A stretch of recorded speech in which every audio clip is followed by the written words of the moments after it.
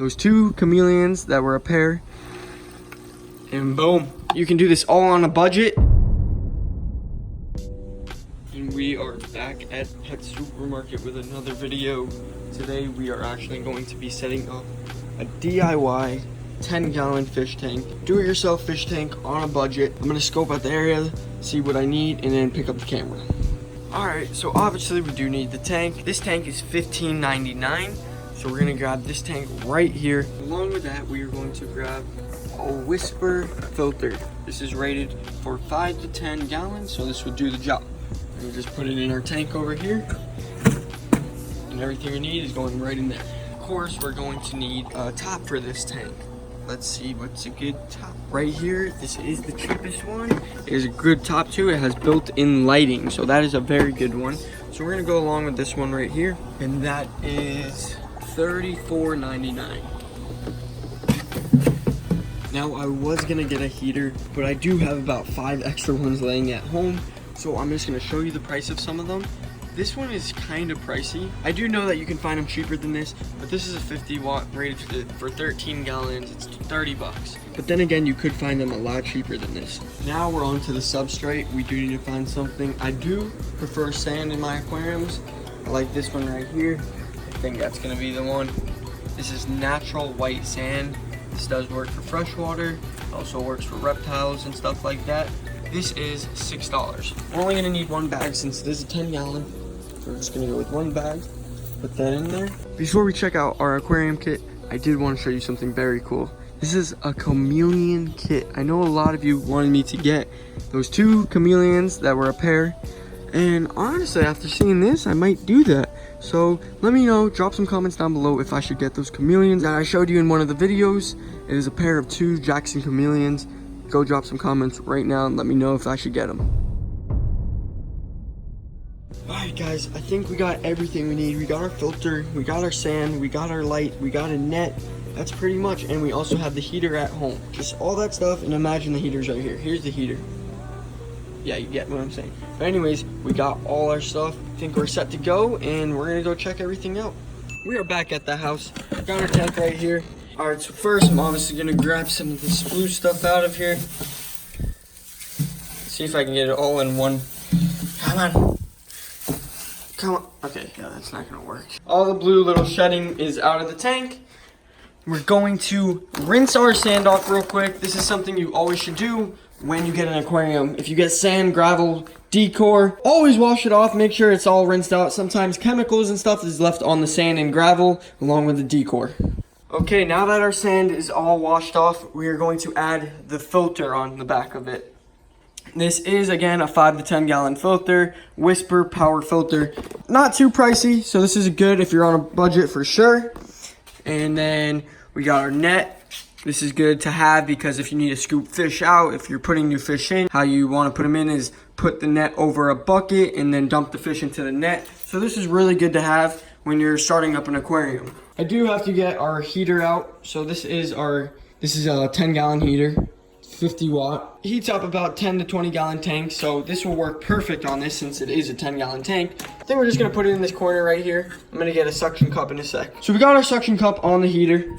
I'm going to set it. This is a cool little heater. It wasn't pricey at all. This heater was about 15 bucks. Really, depending on what store you get it from, 15 to $20.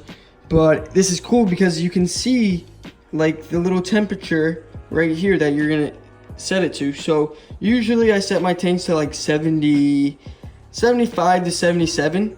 So hold on. So we're gonna put it at like right there. That should be 77.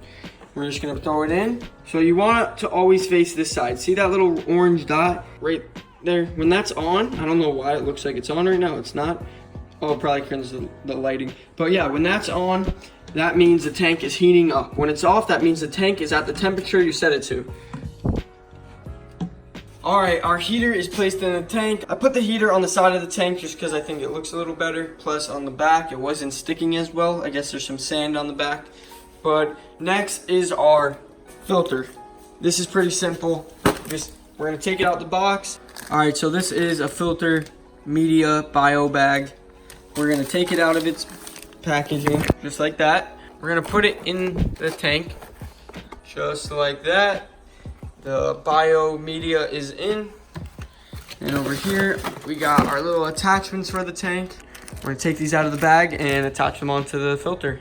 We got another media right here. We're gonna put this right here. That's exactly where it goes, just like that. Push that down, and that is perfect. Now we're gonna attach our tubing right here.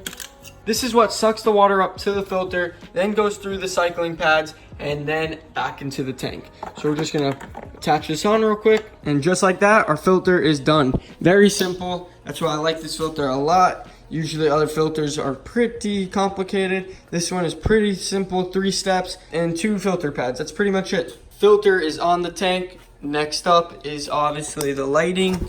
We're gonna take this. This is pretty cool because it is a top with a built-in LED lights. Not that expensive at all either. Okay guys, and as you can see, it's simple as that. You have your heater, your filter, your top, your light, your substrate, and your tank. And then you let the tank cycle for a couple weeks and you have your fish. It's pretty easy. If you guys want to do it, hopefully this video helped you.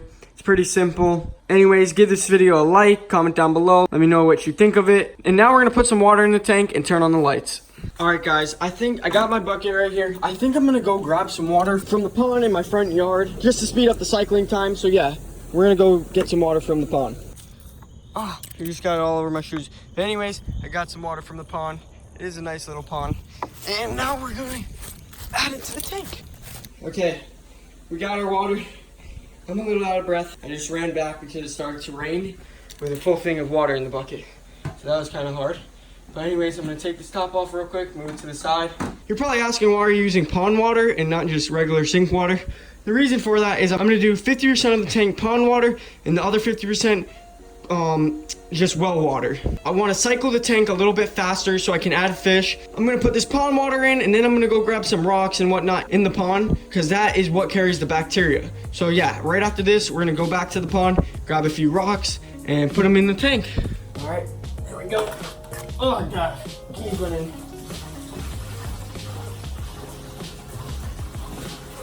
Okay, so our pond water is in. As you can see, it is a little murky right now. That's just because the sand all stirred up when I poured the water in. So we're gonna give that about 2 days to settle.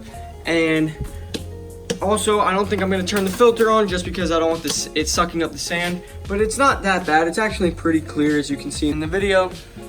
And now, see how it's literally half of it is pond water. The other half is gonna be well water. Alright guys, I just filled up the bucket with some well water from the hose. Also remember, well water does not have chlorine in it, so we don't have to worry about the chlorine killer. This is basically just like pond water actually, just a little bit cleaner as you can see. But we're gonna add it to the tank right now.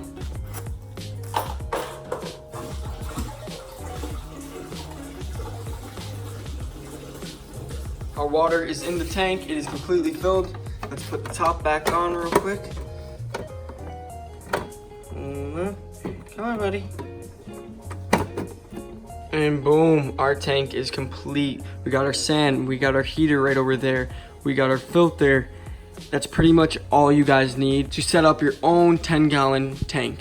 This has the lights built into it with the top. Now since we got the water all filled up in the tank, I'm going to turn on the filter right now. Okay, it is plugged in. It is plugged in along with our heater. And you hear that sound that it's making? That's because there's no water in there. So what we're gonna do, scoop some water up out of the bucket, and you have to fill the filter up so it can get going. So we're just gonna dump a little water in there, and you'll hear it start going. Ready? Watch. See how it's pumping water? It's gonna go. Give me a sec. And boom, our tank is complete. Like I said before guys, you can do this all on your own. You just got to get some sand, a top, a filter, and a heater, and boom, you have a fish tank. It's not expensive. You can do this all on a budget. So if you guys do really want a fish tank and your parents let you have one, I recommend this one a lot just because it's easy, it's a beginner tank, and then from this you can move on to bigger ones. Thank you guys so much for watching this video. If you enjoyed this video, make sure you hit that like button, subscribe down below. Also, comment some fish we should get for this tank because we do now have our own 10-gallon tank. And also, if you guys ever want to do this on your own, very simple, not expensive at all. great starter tank. So you can do that all on your own. With that being said, if you enjoyed this video, once again, hit that like button, subscribe down below, and we'll see you in the next one. See ya!